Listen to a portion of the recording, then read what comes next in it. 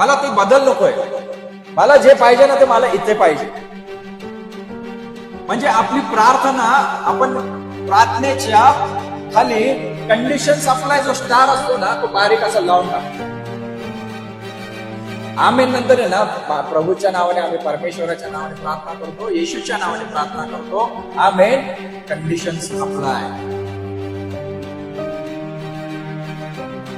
म्हणून माझी प्रार्थना देवाला कंडिशन घालणारी नव्हे, तर देवाच्या या बदलासाठी मी तयार असलं पाहिजे.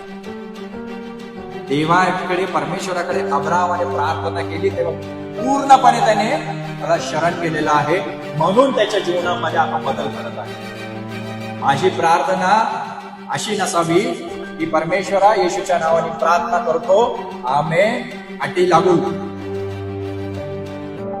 मी आठ घालणारा देवाचा सेवक नसावा, देवाच्याकडे प्रार्थना करणारा नसावा.